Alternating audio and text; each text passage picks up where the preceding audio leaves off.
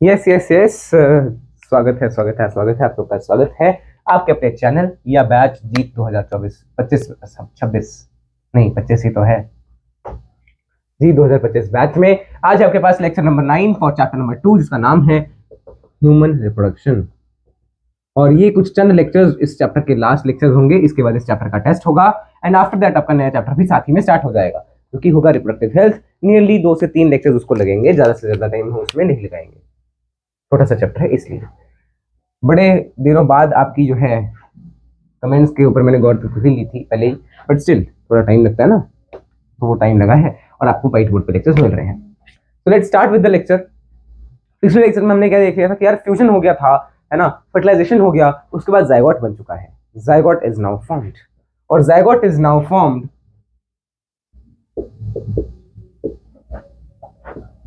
अब क्या होगा?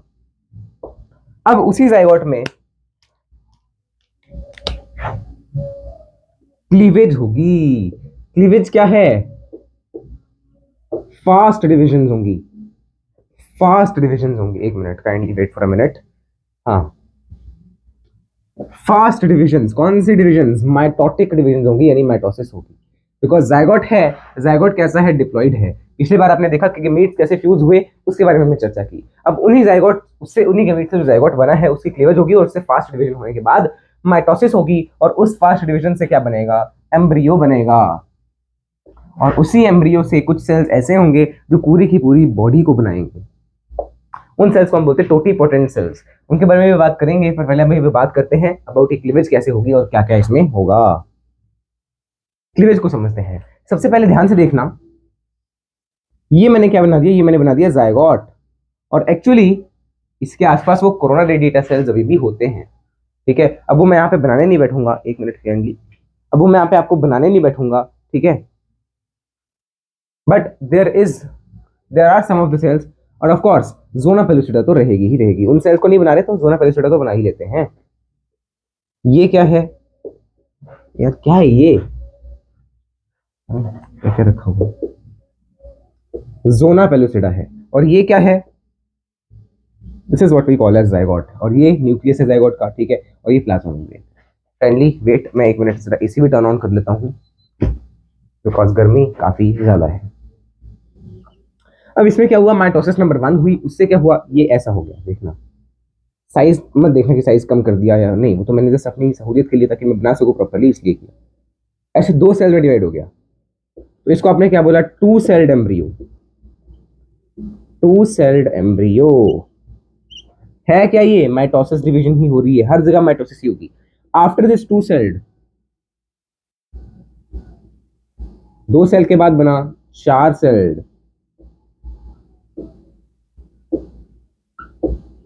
4 सेल्ड एम्ब्रियो।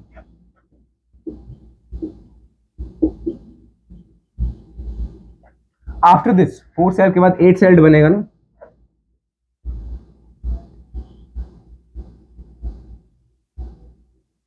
ठीक है। ये लीजिए, ये 8 सेल बना दिए ना, 1 2 3 4 5 6 7 8। This is called 8 sailed embryo. और इसी का दूसरा नाम आप रख देते हैं अर्ली मोरेला। अर्ली मोरेला। क्या इतनी नीचे आपको दिख रहा है जहां पे मैंने ये मोरेला वगैरह लिखा है? दिखना तो चाहिए। ओ यार, इतना डार्क क्यों दिख रहा है तुम्हें? काइंडली वेट, अब थोड़ा बेटर दिख रहा होगा, है ना। पता नहीं क्यों इतना डार्क दिख रहा है, 2 लाइट चली हुई हैं जबकि, ठीक है। ये है आपके पास अर्ली मोरेला। और आफ्टर दिस आपके पास आएगा 16 सेल्ड एम्ब्रियो, ठीक है। तो उसमें सेल्स में कैसे दिखा दूं अब, है ना, बिकॉज इससे ज्यादा क्या डिवीजन दिखानी है आपको। तो बस ऐसे 1 2 3 4 5 6 7 8 9 10 11 12 13 14 15 16, ठीक है। This is called 16 sailed embryo, जिसको आप बोलते हो लेट मोरेला। तो हम बात कर लेते हैं अबाउट मोरेला। पहले तो ये चीज चेक करना, आप सेल बढ़ा रहे हो तो इसमें जो नया सेल बनता जा रहा है, जैसे एक सेल था, एक सेल से 2 सेल बने, तो ये एक सेल को जो 2 सेल बने ना, इन सेल्स को हम बोलते हैं blastomeres. Each new cell is known as blastomere. इसका नाम है ब्लास्टोमेयर। मोरिला की बात अगर मैं करूं, if I talk about morula, तो मोरिला क्या है?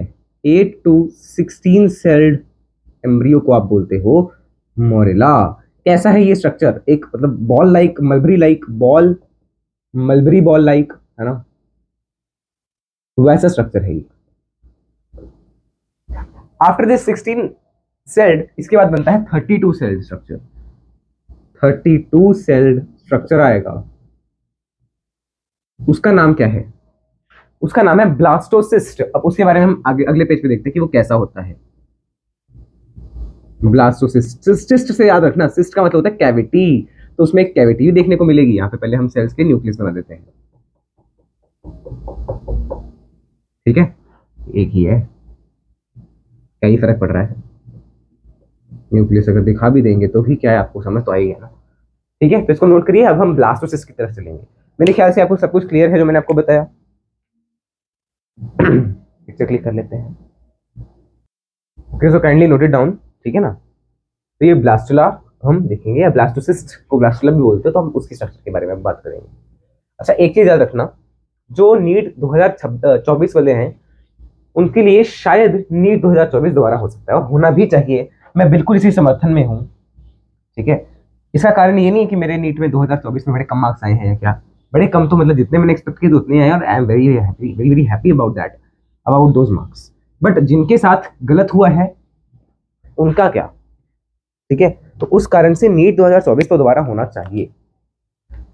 बाकी देखते हैं, कई सारे कोचिंग जिस पे ऊपर बोल रहे हैं, कई सारी चीजें, मतलब कई कोचिंग्स ऐसे जैसे शांत पूरी, उनको तो बस टॉपर चाहिए था, मिल गया, ना जाने क्या हो रहा है भाई। बात करते हैं रिगार्डिंग ब्लास्टुला या ब्लास्टोसिस्ट। सिस्ट से पता चल रहा है इसमें एक कैविटी होगी यार, क्या है मार्कर है, सिस्ट से समझ आ रहा है कि इसमें एक कैविटी होगी,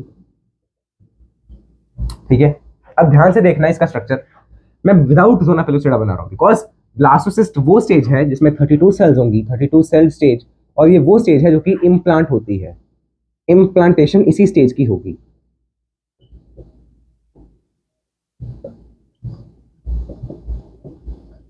इम्प्लांटेशन इसी स्टेज पे होती है, ठीक है ना। तो देखो कैसा है इसका डायग्राम। तो मैं देखो, ऑफ कोर्स इम्प्लांटेशन के लिए it should be without zona pellucida, right. Zona pellucida को हटना पड़ेगा। अब कैसे हटाई जाएगी वो नहीं आपको जानना, आपको सिर्फ क्या जानना है वो देखिएगा। मैंने जोना पेलुसिडा हटा के इसका डायग्राम बनाया है। कैसा डायग्राम है ये देखिए। इसमें जो सेल्स है ना वो कैसे हो गए, कुछ सेल्स जो हैं वो ऐसे आ गए लाइनिंग पे, इस तरह से 6, ऐसे आप 32 कर लेना पूरे, मैं तो ऐसे ही बना रहा हूं, ये की है,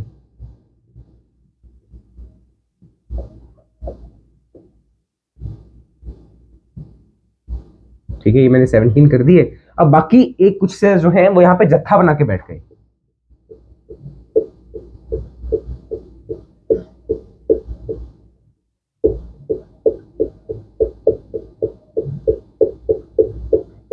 ठीक है ना। ये जो जत्था बना के बैठे हैं, और ये जो बाहर की साइड है, इनका नाम क्या है वो देखिएगा। जो जत्था बना के सेल्स बैठे हैं ना उनका नाम क्या है, इन सेल का नाम है इनर, ये अंदर है तो इनर सेल है, और सेल का पूरा मास एक जत्था बैठ गया एक जगह पे, इसलिए इसका नाम हमने रख दिया इनर सेल मास।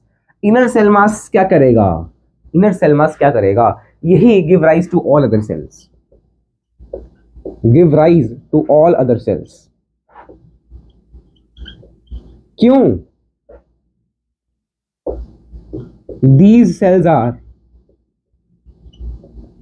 Totipotent cells. टोटीपोटेंट सेल्स का क्या मतलब होता है, जो मैंने ऊपर लिखवाया है कि वो बाकी सारे सेल्स को ग्रो करवा सकता है। एक्चुअली आपने कभी नाम सुना होगा क्लास 11th में, मीजोडर्म, एक्टोडर्म, एंडोडर्म, है ना। तो वो लेयर्स इन्हीं इनर सेल मास से ही बनती है, ठीक है। बाद में यही फॉर्म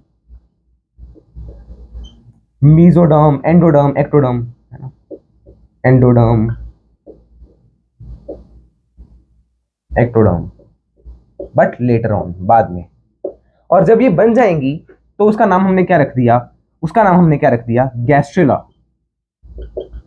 गैस्ट्रेला। और गैस्ट्रेला के रिलीज को ही हम क्या बोल देते हैं, गैस्ट्रिलेशन, गैस्ट्रिलेशन। तो इसी में हमने गैस्ट्रुला को भी कवर कर लिया है। गैस्ट्रुला जो है ब्लास्टोसिस्ट के बाद बनेगा, फॉर्म्स आफ्टर ब्लास्टुला। कैसे बनेगा? जब ब्लास्टुला में लेयर्स बन गई तो उसी को हमने बोल दिया गैस्ट्रुला। ठीक है, ब्लास्टुला में जो इनर सेल मास है ना, यही 3 लेयर्स में डिवाइड हो जाएंगे, 3 लेयर्स बना लेंगे लगभग, तो जिनसे बाकी सेल्स बनते हैं। और यही सारे सेल्स हैं वो टोटीपोटेंट सेल्स हैं जो कि आपकी अलग अलग चीजें बनाते हैं। आपने सुना होगा हार्ट का ओरिजिन कैसा है ना, इसका origin ectodermal origin, endodermal origin, है ना, वो सब आपने सुना होगा, कौन सा ऑर्गन कैसा है, किडनी का क्या, वो सब तो ठीक है, बट वो इनर सेल मास के कारण होता है। ये देखना बीच में जो है कैविटी है, इस कैविटी का क्या नाम है? ब्लास्टोसील। आपने क्लास 11th में ही एक चीज पढ़ी होगी सिलोम के बारे में, सिलोम है ना, सिलोमेट्स, नॉन सिलोमेट्स। तो उससे देखो सिलोम का क्या मतलब होता था, एक कैविटी होनी चाहिए, तो वही है एक कैविटी ब्लास्टोसिस्ट के अंदर, तो ब्लास्टोसील बोल दिया गया, जो कि एक कैविटी है इनसाइड द ब्लास्टोसिस्ट। ये जो साइड वाले सेल्स हैं इनका क्या नाम है? इनका नाम है ट्रोफोब्लास्ट। ट्रोफोब्लास्ट ये क्या करेंगे? ट्रोफोब्लास्ट के सेल क्या करेंगे? ये जो है हेल्प करते हैं, help the blastula to destroy the zona pellucida. जो इसके आसपास जोना पेलुसिडा है उसको डिस्ट्रॉय करने में यही जो है जो है ट्रोफोब्लास्ट उसको हेल्प करता है, यही ट्रोफोब्लास्ट उसको हेल्प करेगा। ठीक है, so help the blastula to destroy the zona pellucida. और क्या करेगा? और क्या करेगा ये ट्रोफोब्लास्ट? अब देखो एक मिनट, इसको थोड़ा सा प्रॉपर बना लो, ठीक है ना, सेल्स पूरे हैं, ये चेक करना एक बार, 1 2 3 4 5 6 7 8 9 होंगे पूरे, उससे तो कोई फर्क नहीं पड़ रहा, बट ये और क्या क्या चीजें करेगा? सबसे पहले तो इसने मतलब ये कर लिया, उसके बाद ट्रोफोब्लास्ट और क्या क्या करेगा? वैसे तो अगर हम बात कर रहे हैं, क्या ट्रोफोब्लास्ट के सेल्स कुछ बनाएंगे? नहीं, they are not totipotent cells, they are not totipotent cells.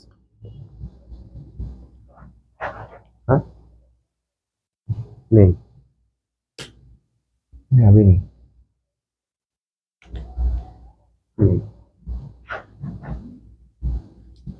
They are not totipotent cells. इनके सेल्स टोटीपोटेंट नहीं, तो ये करेंगे क्या? ये क्या बनाते हैं ना, प्लेसेंटा, जो आपने पढ़ा होगा, आप उसमें पढ़ेंगे कि जो टोटीपोटेंट जो ये ट्रोफोब्लास्ट है, जो ये ट्रोफोब्लास्ट है, जब ये हम इसको इम्प्लांट करते हैं ना उसके साथ, यूट्रस के साथ, तो इसके पास भी एक फिंगर लाइक स्ट्रक्चर्स बन जाते हैं, और यूट्रस के पास भी फिंगर लाइक स्ट्रक्चर्स होते हैं, वो आपस में ऐसे इंटरडिजिट हो जाएंगे, और उससे क्या बनती है? प्लेसेंटा बनती है। तो प्लेसेंटा फॉर्मेशन में मदद करते हैं, प्लेसेंटा फॉर्मेशन में मदद करते हैं। और कौन सी साइड से मदद करेंगे? फीटस की साइड से, क्योंकि ये फीटस ही तो बनेगा बाद में एम्ब्रियो, एम्ब्रियो से तो फीटस बनता है ना यार, ठीक है, मदर की साइड से थोड़ी बना लेगा ये। और साथ ही में ट्रोफोब्लास्ट का एक और ज्यादा इंपॉर्टेंट रोल है, ये एक हार्मोन रिलीज करता है, एचसीजी सिक्रीशन। एचसीजी का क्या मतलब है? Human chorionic gonadotrophin.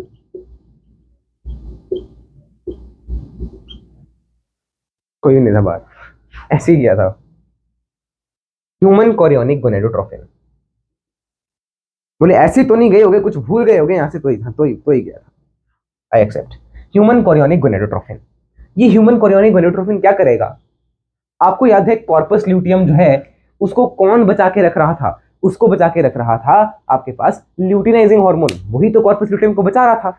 अब जैसे ही कॉर्पस ल्यूटियम को बचाते बचाते ल्यूटिनाइजिंग हार्मोन उसको बचा रहा है, कॉर्पस ल्यूटियम ने सीक्रेट कर रहा है एस्ट्रोजन और प्रोजेस्टेरोन, जो कि ल्यूटिनाइजिंग हार्मोन को ही डिग्रेड कर रहे थे, उसको नेगेटिव फीडबैक दे रहे थे। ल्यूटिनाइजिंग हार्मोन कम हो गया था, ये आपने मेंस्ट्रुअल साइकिल में पढ़ा है, ल्यूटिनाइजिंग हार्मोन कम हो गया और वैसे ही कॉर्पस ल्यूटियम डिग्रेड हो गया। अब ल्यूटिनाइजिंग हार्मोन उसको नहीं बचा पा रहा, तो कौन बचाएगा? अगर प्रेगनेंसी हुई तो कॉर्पस ल्यूटियम को बचना है, उस टाइम पे ल्यूटिनाइजिंग हार्मोन तो कम ही होगा, क्योंकि प्रेगनेंसी के टाइम पे भी एस्ट्रोजन प्रोजेस्टेरोन ज्यादा होता है, तो ल्यूटिनाइजिंग हार्मोन तो कम होगा। फिर इसको कौन बचाएगा? वो काम ये करेगा, एक्ट्स एज एलएच ड्यूरिंग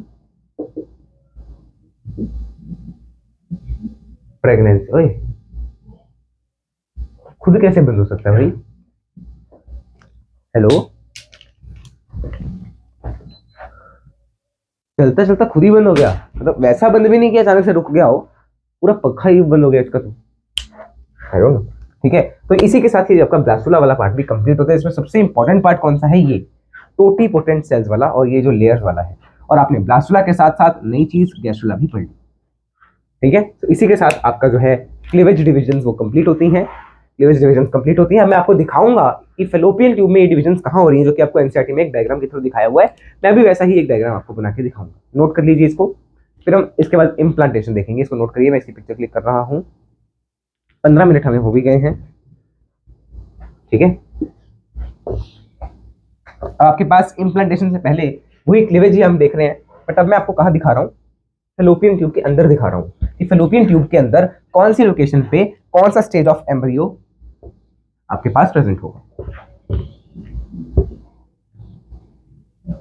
ध्यान से देखिएगा।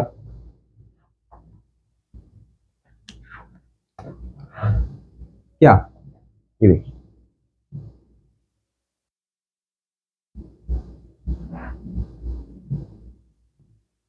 प्रॉपर बना देते हैं।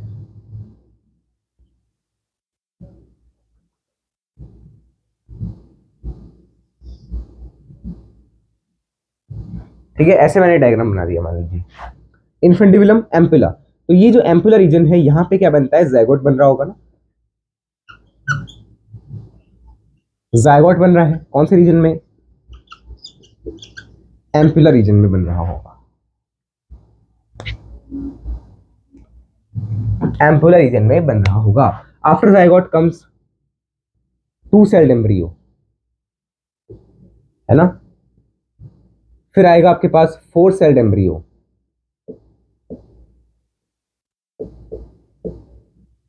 फिर आएगा आपके पास 8 सेल्ड, यानी कि कह सकते हो अर्ली मोरेला। थोड़ा दूर दूर बना लेते हैं, इतनी पास पास क्या आवश्यकता है।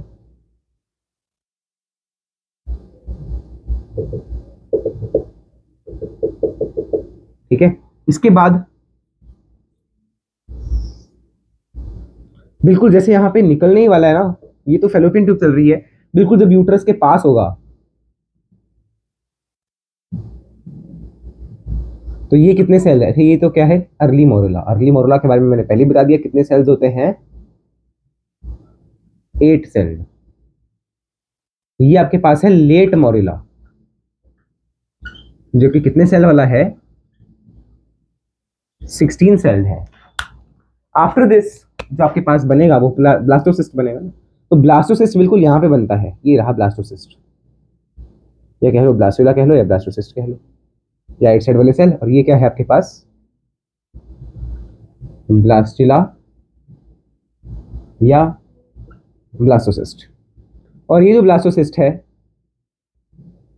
ये बाद में जाके यहाँ पे इम्प्लांट हो जाएगा। और ऑफ कोर्स यहाँ पे क्या है? एंडोमेट्रियम की लेयर्स हैं, फिर यहाँ पे इम्प्लांट हो जाएगा। और उसके बाद गैस्ट्रुला वगैरह तो बनता रहेगा, वो अलग बात है। ठीक है, तो ये जो ब्लास्टुला है यहाँ पे इम्प्लांट होगा। तो देखो ब्लास्टुला कहाँ पे है और ये कहाँ पे है? लेट मोरुला बिल्कुल एज पे है, और ब्लास्टुला तो ऑफकोर्स यूट्रस के अंदर ही बनेगा। तो ये एरिया कौन सा है? यूट्रस का है। और ये एरिया कौन सा है? फेलोपियन ट्यूब का है। और यहाँ पे आपके पास ओवरी है। ठीक है, अब ध्यान रखने वाली बात है कि लेट मोरुला बिल्कुल ओवरी के एंड में बन रहा है, 8 सेल तक ये ओवरी फेलोपियन ट्यूब के अंदर ही है। तो अगर मान लीजिए मुझे किसी में गमीट ट्रांसफर करना है, तो गमीट कहाँ ट्रांसफर करेंगे? गमीट हम ट्रांसफर करेंगे फेलोपियन ट्यूब के अंदर। याद रखना, गमीट ट्रांसफर अगर मुझे करना है किसी फीमेल में, तो वो मैं फेलोपियन ट्यूब के अंदर करूंगा। अगर मुझे जायगोट ट्रांसफर करना है तो मुझे पता होना चाहिए कि वो जायगोट कैसा है। अगर वो अप टू 8 ब्लास्टोमेयर्स है, बिकॉज ये 8 सेल का क्या मतलब? हर सेल को हमने ब्लास्टोमेयर बोला है, तो अप टू 8 ब्लास्टोमेयर्स है अगर, तो वो कहां पे आएगा? वो आएगा आपके पास ओविडक्ट में, या फर्टिलाइजिंग ट्यूब, क्या फेलोपियन ट्यूब। फेलोपियन ट्यूब के अंदर ही आएगा ना भाई, क्योंकि वो नेचुरली भी फेलोपियन ट्यूब के अंदर बन रहा है। तो अगर आपको वो ट्रांसफर करना है तो फेलोपियन ट्यूब के अंदर ही करोगे। 8 सेल्ड वाला तो फेलोपियन ट्यूब के अंदर ही है। अगर 8 से ज्यादा है तो वो आप यूट्रस के अंदर ट्रांसफर कर दो। मोर देन 8 ब्लास्टोमेयर्स है तो वो आप डाल दो कहां पे? यूट्रस के अंदर। यही आपको याद रखना है, जो कि आप पढ़ेंगे भी कहां पे? नेक्स्ट चैप्टर में ये चीज दोबारा आएगी। अगर गमीट ट्रांसफर करना है तो उसको बोलते हो गिफ्ट, जो कि आप पढ़ेंगे नेक्स्ट चैप्टर। ठीक है, गिफ्ट माने गमीट इंट्राफेलोपियन ट्रांसफर। वैसे ही अगर आप जाइगोट को फैलोपियन ट्यूब के अंदर ट्रांसफर कर रहे हो तो जिफ्ट बनेगा, अदरवाइज यूटी बनेगा, यानी यूट्राइन ट्रांसफर या जाइगोट इंट्राफैलोपियन ट्रांसफर। ठीक है ना, that's all up to you, आप जैसा करना चाहो वैसा कर सकते हैं। नोट करिए, काफी नहीं, जल्दी kindly note it down, kindly बोलना था, काफी पता नहीं कैसे निकल गया मुझसे, जल्दी नोट करो। लेक्चर नंबर 9 है ये, और 11th लेक्चर तक ये चैप्टर कंप्लीट करवा दिया जाएगा। मैंने पिक्चर तो क्लिक कर ही ली है। इसके बाद आपके पास आएगा इम्प्लांटेशन, इसलिए कह रहे हो इसको जल्दी से जल्दी आप इसे नोट करिएगा। कर लिया नोट? अच्छा, पिछले साल मैंने इम्प्लांटेशन में बड़ा कुछ बताया था, ये सेल वो सेल, यॉर्क सेल है, फलाना ढिमकाना, एपीब्लास्ट, हाइपोब्लास्ट, वो सब आपके काम का नहीं है, तो इस साल मैं वो स्किप करवा रहा हूँ, क्योंकि वो एनसीईआरटी में भी नहीं दे रखा और नीट में एनसीईआरटी आ रही है, आपने देख ही लिया है। बोले अगले साल अगर बढ़ गया लेवल, नहीं बढ़ेगा, एनसीईआरटी से ज्यादा ऊपर नहीं जा सकती अभी, ये अगर जाएगी तो फिर कोई नहीं देखेंगे, बट जाएगा ही नहीं ऑफकोर्स, सीधी बात है। जो हम करवा, जो कोई भी टीचर करवा रहा है तो कुछ सोच के करवा रहा होगा ना, ऐसे थोड़ी वो फालतू में करवा रहा है। ठीक है, तो now let's come to the implantation. Implantation क्या है? अटैचमेंट ऑफ एम्ब्रियो, या बात करें ब्लास्टोसिस्ट की, वो एम्ब्रियो का ही एक स्टेज है, to the uterine wall.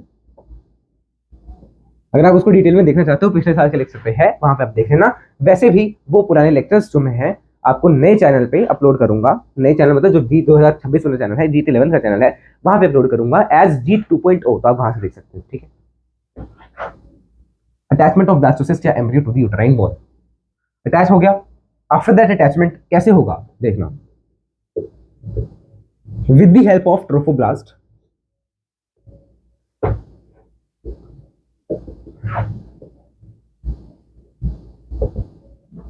It attaches to the uterus, वो यूट्रस के अंदर अटैच हो गया, यूट्रस वॉल यानी कि एंडोमेट्रियम के साथ ही अटैच होगा, ऑफकोर्स वाली बात है।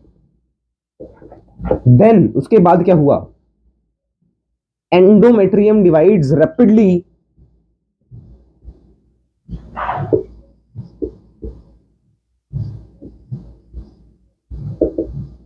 covering the embryo completely. This is known as implantation. इसी को हमने क्या बोल दिया, इम्प्लांटेशन बोल दिया। इम्प्लांटेशन आपने देखा होगा, पिछले साल मैंने कुछ ऐसा डायग्राम बनाया हुआ, ऐसा इस प्रकार से, यहाँ पे लगा दिए, यहाँ पे बाकी सेल्स बना दिए, है ना, थोड़ा सॉरी ऐसे को बनाया था, यहाँ पे बाकी सेल्स दिखा दिए इस तरह से, तो जो भी है डायग्राम वो आप देख सकते हो। बट उसमें एक चीज याद रखना, there is a cell called amnion. Amnion एक सेल होता है किसके अंदर, एम्ब्रियो के अंदर ही है। अब उसको आप फीटस बोलिएगा, फीटस का एक सेल है, अरे FOETUS, फीटस, उसके अंदर एक सेल होता है एमनियन, उसके अंदर होता है एमनियोटिक फ्लूइड। एमनियोटिक फ्लूइड, उस एमनियोटिक फ्लूइड को आप चेक करते हो उससे कि कोई जेनेटिक डिसऑर्डर ना हो उस बच्चे को या किसी को, है ना, कोई जेनेटिक डिसऑर्डर है टू द बेबी तो वो आप चेक कर सकते हो, या उससे आप सेक्स ऑफ बेबी भी डिटरमाइन कर सकते हो, बट अब वो इलीगल है। इसी के साथ अब सेक्स ऑफ बेबी की बात आई है, तो कैसे सेक्स डिटर्मिनेशन होता है वो हम यहीं पे कवर कर लेते हैं फिर। ठीक है, जल्दी जल्दी इसको नोट करिए। इम्प्लांटेशन में इतना ही दिया हुआ है, इतना ही पढ़ा है हमने। ठीक है, देख लेता हूँ कुछ एनसीईआरटी में एक्स्ट्रा चीजें और ना बताई हूँ इसके अलावा। ठीक है, क्योंकि इम्प्लांटेशन में इतना ही है। ठीक है, and it leads to pregnancy, यहीं तक बताया है। इसके बाद है प्रेगनेंसी एंड एम्ब्रियोनिक डेवलपमेंट, यानी प्लेसेंटा बच गया है, जेस्टेशन बचा है, प्लेसेंटा बच गया, जेस्टेशन बच गया है, हार्मोन है कुछ प्लेसेंटा के, और फिर पार्थुरेशन है, फीटल इजेक्शन रिफ्लेक्स है, बस उसके साथ चैप्टर कंप्लीट है। तो कह सकते हो कि नेक्स्ट लेक्चर में भी चैप्टर कंप्लीट हो सकता है, अगर अभी एक आधे टॉपिक हम और कर लेते हैं। ठीक है, टाइम कितना हुआ, अभी तो है टाइम 6 मिनट है, तो उसमें मैं आपको सेक्स डिटर्मिनेशन इन ह्यूमंस का काम करवा देता हूँ, बता देता हूँ, है ना। अभी तो अलग चीज होगी ना, अब ये इलीगल है कि एमनियोटिक फ्लूइड को आप देख रहे हो उससे सेक्स डिटरमाइन करवा रहे हो, क्यों? क्योंकि पहले आप पढ़ेंगे नेक्स्ट चैप्टर में फीमेल फिटिसाइड के केसेस बड़े ज्यादा थे। फीमेल फिटिसाइड क्यों हो रहे थे उसके केसेस इतने ज्यादा, बताओ क्या कारण होगा? बिकॉज अगले टाइम पे मानसिकता लोगों की इतनी खराब थी, फीमेल चाइल्ड हमें नहीं चाहिए, ऐसा वो सोचते थे।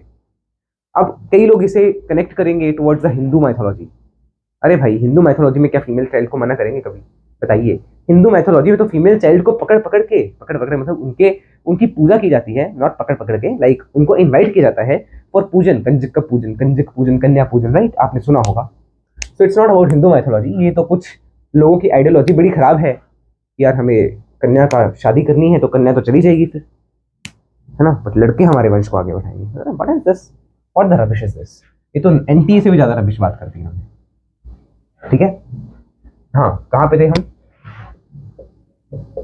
Sex determination in humans. वैसे तो ये आपको दोबारा पढ़ना है। कहाँ पे? Principles of inheritance and variation नाम का एक चैप्टर आएगा, उस पर आप इसको दोबारा पढ़ेंगे। एक मिनट, ये वाला मार्कर अब फिर से थोड़ा सा सूख रहा है, तो बाकी दिन अब इतनी देर में गीले गीले हो चुके होंगे। देखो अब डार्क हो गया ना ये वाला, पुराना वाला। सेक्स डिटर्मिनेशन इन ह्यूमंस आपको पता है, मेल हो या फीमेल हो, उसके पास 46 क्रोमोसोम्स होते हैं। 46 क्रोमोसोम्स होते हैं। बट बात करें अगर हम मेल की, तो देखो 46 क्रोमोसोम्स कैसे होते होंगे बताइए? 46 क्रोमोसोम्स देखो पेयर में होते हैं, 23 प्लस 23। ये 23 उसको अपने फादर से मिले होंगे और ये 23 उसको अपने मदर से मिले होंगे। ऐसे ही जो फीमेल है उसके पास भी 23 प्लस 23 का पेयर होता है। तो ये 23 उसको मिले हैं फादर से, ये उसको मिले होंगे मदर से, और ये एग्जैक्टली सेम होंगे सिवाय एक आधे जो कि गमीट वाला सेल होगा, बाकी सारे ये बिल्कुल सेम होंगे। बस उनके अंदर की जीन्स अलग अलग होंगे ये सेम, सिमिलर। इसको आप बोलते हैं होमोलोगस क्रोमोसोम्स। आपने पढ़ा होगा क्लास 10th में।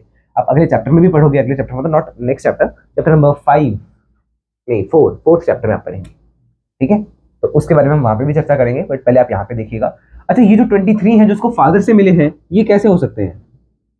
मतलब क्या मतलब है कहने का, कैसे हो सकते हैं? अब देखो, इसके फादर के पास भी तो 46 होंगे, इनमें 23 का पेयर होगा। तो हर एक के पास ऐसे ऐसे 23 के दो पेयर्स हैं, जिनमें से एक एक पेयर वो अपने बच्चे को देता है। ठीक है, तो ध्यान से देखना, मेल में जो ये पेयर होते हैं वो कैसे होंगे? 23 प्लस 23, इसमें से जो है 22 होते हैं सोमैटिक सेल्स के क्रोमोसोम, जिसको आप बोलते हो एलोसोम्स। एलोसोम्स का क्या मतलब होता है?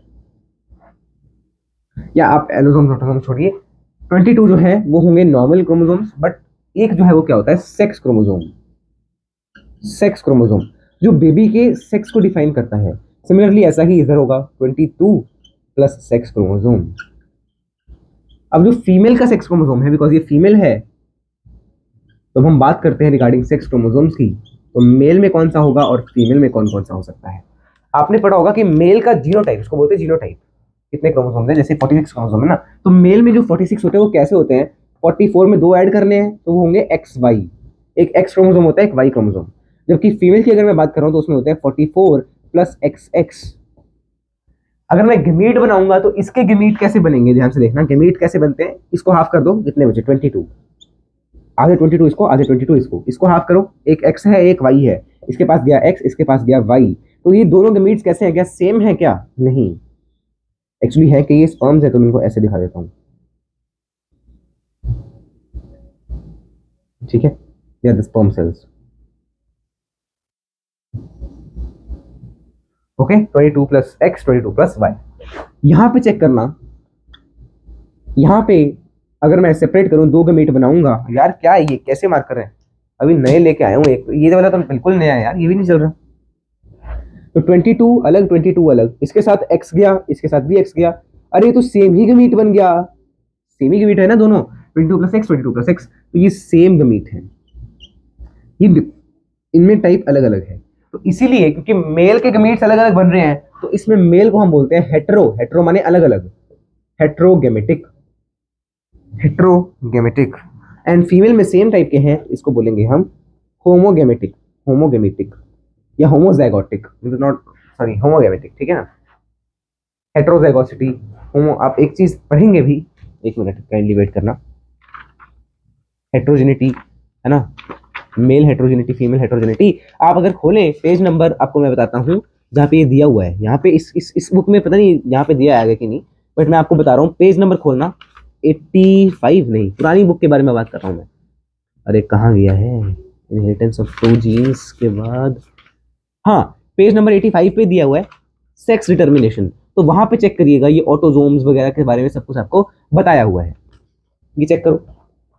ये चेक करो, ये आपको पेज दिया ना, ह्यूमन का डायग्राम भी बना हुआ है। मेल के पास एक्स वाई है, वाई अलग स्ट्रक्चर का है और वो अलग है, ठीक है ना। तो वाई अलग है और दूसरा वाला अलग स्ट्रक्चर का दिखाया हुआ है। ये हेटेरोगेमेटिक है, ये होमोगेमेटिक है। इसके गेमीट्स अलग अलग बन रहे हैं, इसके गेमीट्स सेम बन रहे हैं। तो सेक्स कौन डिटरमाइन करेगा? अरे बताओ यार, जिसके सेम है, मतलब इसके फीमेल में भी यही गमीट जाएगा, मेल में भी यही गमीट जाएगा, क्या वो सेक्स डिटर्मिनेशन में बात करेगी? नहीं। तो सेक्स डिटरमाइनिंग कौन होगा? मेल होगा। अब क्या वो मेल अपनी मर्जी से कर रहा है? नहीं, बट कर तो मेल, हो तो मेल से रहा है ना। अब कैसे हो रहा है वो देखना। हो सकता है ये वाला गेमीट इसके साथ फ्यूज कर रहा है, ये गेमीट इसके साथ फ्यूज कर रहा है, तो क्या बना? 44 plus x x, 44 plus x x, तो वो क्या था? 44 प्लस एक्स एक्स क्या था? फीमेल। तो ये बनी फीमेल। किसने डिसाइड किया? इसने डिसाइड किया। कैसे? इसने अगर एक्स भेजा तो फीमेल, अगर ये वाई भेजता तो, अगर ये वाई भेज देता तो वो बनता 44 प्लस एक्स वाई, जो कि क्या है? जो कि एक मेल है। अब देखो डिसाइडिंग फैक्टर कौन है? मेल है। Sex determining, male is the one whose gamete decides the sex, whose gamete determines the sex of the baby। तो कई घरों में अगर फीमेल चाइल्ड हो जाए तो पहले क्या होता था? कोसा जाता था फीमेल्स को। अरे यार, तुम्हारी कोख से फीमेल ने जन्म लिया, कैसी माँ? ये क्या बात हुई बताओ? फीमेल ने जन्म लिया। तो आपने वो भी देखी होगी Dangal movie, I don't know why, उसमें स्टार्टिंग में तो यही दिखाया ना कि उनको मेल चाहिए था। हाँ, बाद में जाके तो बताया है कि यार उनको फीमेल भी चलेगी। अब हर बार फीमेल का बर्थ हो रहा है। तो अब अभी भी एक केस आया था कहीं यूपी में, पता नहीं कहाँ पे, कि यार एक हस्बैंड था, उसने अपनी प्रेग्नेंट वुमेन, अपनी प्रेग्नेंट पत्नी का पेट काट दिया चाकू से, ताकि वो अंदर देख सके बेबी कैसा। अरे दिमाग है तुम में? थोड़े पढ़े लिखे होते तो ऐसी हरकतें ना करते। पहली बात तो ये क्या पेट काटना, पढ़े लिखा होता तो उसको पता ही होता कि ये सब फालतू की बकवास है। उसकी पहले से ही 4-5 बेटियां थी, अब वो चाहता था कि बेटा हो, उसने पेट कट करके देखा। अब मेरे ख्याल से पता नहीं फीमेल भी मर गई, फीमेल की डेथ होनी थी, पेट काट दोगे तो डेथ तो होगी। और साथ में ये भी पता चला कि अब वो जो था उसके पेट के अंदर, वो अब एक्चुअल में एक सन था। अब उसको तो जेल भी होगी बेचारे को। बेचारा क्या क्या बेचारा, बदतमीज कहीं का, नॉनसेंस। मतलब कभी कभी ऐसे वर्ड्स निकल जाते हैं बेचारा वगैरह, बट क्या बेचारा है, शर्म आनी चाहिए ऐसे हस्बैंड्स को, ऐसे माँ बाप को। ठीक है, कैसे कैसे कोई मतलब ये सारी चीजें कर सकता है? अब ये देखो एक्स एक्स है तो ये भी फीमेल है और ये मेल है। गर्भ हत्या, गर्भ हत्या ने अबॉर्शंस, अब आप इनके बारे में पढ़ोगे नेक्स्ट चैप्टर में। फिलहाल आप इस सेक्स डिटर्मिनेशन के मैकेनिज्म को, मेरे ख्याल से क्लियर होगा आपको क्या क्या मैंने आपको बताया है, क्या क्या मैंने आपको समझाया। तो देखो ये वाले, अब इस ऑफस्प्रिंग को चेक करो। इसमें 22 और x यानी 23 कहाँ से आए हैं? इसके फादर से आए हैं। और 22 और x इसके मदर से, मतलब 23 इसके मदर से आए हैं। तो इसीलिए मैंने लिखा था 23 from father, 23 from mother. 22 normal वाले और एक सेक्स क्रोमोसोम। अब वो एक सेक्स क्रोमोसोम एक्स भी हो सकता है, वाई भी हो सकता है फ्रॉम फादर, और मदर से तो हमेशा एक्स क्रोमोसोम ही मिलेगा। तो इसीलिए हमने कहा कि मदर तो डिसाइड नहीं कर सकती, क्योंकि वो तो हमेशा ही एक्स क्रोमोसोम दे रही है। इसीलिए ये लाइन मैंने लिखवाई। इसी के साथ आपका ये चैप्टर का आज का लेक्चर भी हम यहीं पे रोक देंगे। होमवर्क में अगेन आपको डीपीपीज मिल जाएंगी, उन डीपीपीज को आपको सॉल्व करना है और उसी अकॉर्डिंग आपको काम करते रहना है, अच्छे से करना है सब कुछ। और हम बात कर लेते हैं थोड़ी सी, क्या नीट 2024 के बारे में भी थोड़ी सी चर्चा कर लेते हैं। एक तो सबसे पहले इसके बारे में मैं अलग से वीडियो भी लेके आने वाला था, बट फिर मैंने सोचा, मैंने रिकॉर्ड भी कर ली थी, मैंने डाल भी दी थी, पता है 30-35 मिनट की बनी थी, मैंने अपलोड भी करने वाला था। मैंने कहा हाँ यार, व्यूज वगैरह तो आएंगे ही, ऑफकोर्स वाली बात है, इतने लोगों की प्रॉब्लम है तो कोई देखेगा ही ऑफकोर्स, ठीक है। बट क्या ये व्यूज के लिए है? नहीं, ऑफकोर्स व्यूज के लिए तो कोई होगा जो व्यूज के लिए कर रहा है। मैंने देखा इतने सारे चैनल जो है धड़ाधड़ वीडियोस पे वीडियोस वीडियोस पे वीडियोस। क्या भाई, थोड़ा एक्शन लो आप, है ना। ऐसे ऑनलाइन वीडियोस, माना कि they are supportive online videos, but एक ही दिन में आप एक साथ ये वीडियो, एक साथ वो वीडियो, एक साथ उनका लाइव भी चल रहा है, 1 घंटे पहले उनकी वीडियो भी आ रही है, व्हाट इज दिस यार। मतलब सही बात है, वैसे तो करना चाहिए ये सब, बट थोड़ा सा संयम भी रखो। इतना सारा एक साथ डाल देते तुम, है, बच्चे को पता नहीं लगेगा कौन सा देखे, बच्चा इसी में कंफ्यूज रह जाएगा, उसको दोबारा तैयारी करने का मौका नहीं मिलेगा। आपको मैं बता देता हूँ, अगर रीनीट हो रहा है, होगा ही, जो कि of course chances are very high, 90% chances है रीनीट होगा, 90% चांसेस है रीनीट होगा। तो अभी अब जून स्टार्ट हुआ है, इस केस को चलते चलते चलते चलते 1-2 महीने लग जाएंगे। तो जुलाई के एंड तक या अगस्त के स्टार्टिंग में, जुलाई का लास्ट संडे या अगस्त का फर्स्ट संडे, उस दिन आपका पेपर होगा। एंड आप इसके लिए तैयार रहिएगा, क्योंकि फिर आपको जब वर्डिक्ट आ गया, एक बार वर्डिक्ट आ गया, क्या वर्डिक्ट, एक बार वर्डिक्ट आ गया उसका सुप्रीम कोर्ट का। फिर क्या, उन्होंने बोल दिया चलो आप पेपर देना है, आप इस संडे को दे दीजिएगा। फिर आप दोबारा एक पिटीशन फाइल करोगे, अरे हमारे लिए इतना टाइम पर्याप्त नहीं है, हम तो भूल गए जो पढ़ा हुआ था, आप दोबारा से आप थोड़ा और टाइम बढ़ाइए, हम पहले पढ़ के आना चाहेंगे। ऐसा होगा क्या? नहीं, ऐसा कुछ नहीं होगा। फिर आपके पास जो आपको टाइम मिलेगा वही आपको पास टाइम होगा।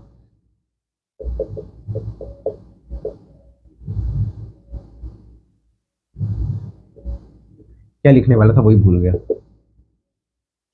ठीक है, रिवाइज कर लेना। इसी के साथ मिलते हैं अगले लेक्चर में, तब तक के लिए जय श्री कृष्ण, राम राम, सीता राम, राधे श्याम, श्रीमन नारायण, राम राम, वंदे भारत। वंदे मातरम, सॉरी।